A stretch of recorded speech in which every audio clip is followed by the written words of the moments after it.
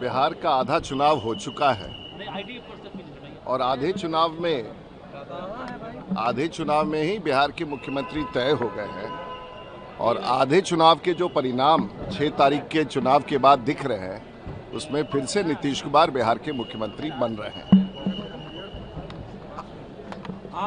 खेसारी लाल यादव ऐसा करेंगे, लोग नौकरी और रोजगार की बात करेंगे, हम चुनाव लड़ना छोड़ देंगे, सर्टिफिकेट नहीं लेंगे। भाई उस सर्टिफिकेट तो बात की बात है। सुने कि कल खेसारी लाल यादव कहीं थे और ऐसे कलाकार जो आते हैं जिनको इतनी भी संवेदना नहीं है कि एम्बुलेंस रुका रहा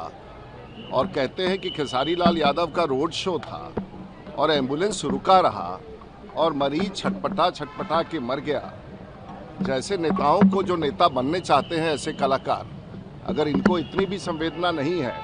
कि रोड शो में रोड जाम हो रहा है और मरीज एम्बुलेंस में छटपटा के मर रहा है, तो मुझे लगता है कि ऐसे लोगों के बारे में राजनीति में कोई स्थान नहीं है और कार्रवाई भी होनी चाहिए। अगर ऐसी घटना हुई है तो चुनाव आयोग को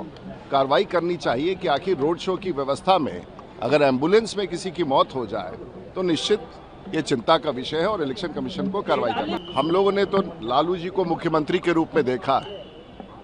और आज भी बिहार में लालू जी का ही चेहरा है और बार बार ये कहना कि कोई और मुख्यमंत्री होगा, लेकिन अब लालू जी का चेहरा एक ऐसा खौफनाक चेहरा है कि वो तेजस्वी जी के चेहरे के सामने आ जाता है। कितना भी प्रयास किया जाए, बिहार की जनता का ये मानना है कि आज भी लालू यादव का चेहरा राष्ट्रीय जनता दल के ऊपर है और वहाँ कोई और प्रत्याशी नहीं है। तो टेन्योर समाप्त हो गया, लालू जी का टेन्योर समाप्त हो गया, राबड़ी जी का टेन्योर समाप्त हो गया और जैसे नड्डा साहब ने कहा कि ये सब जेल और बेल के बीच में है। तो जो मुख्यमंत्री जेल और बेल के बीच में रहते हो पूरा परिवार और खानदान, वहाँ ऐसी कोई संभावना नहीं बनती है, ये काल्पनिक है। बिहार में नीतीश कुमार ही बिहार के मुख्यमंत्री बनेंगे। क्या ऐसा है ना कि अभी आप लोग जितना सवाल पूछ रहे हैं कि एनडीए के लोगों ने यूपीए के लोगों ने क्या कहा, आप लोग ये नहीं पूछ रहे हैं कि एनडीए क्या कह रही है।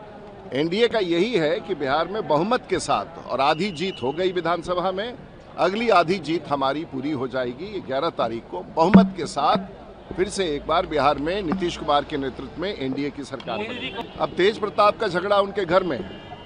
कभी कोई उनके यहाँ खिसिया जाता है, कभी रोहिणी जी खिसिया जाती हैं।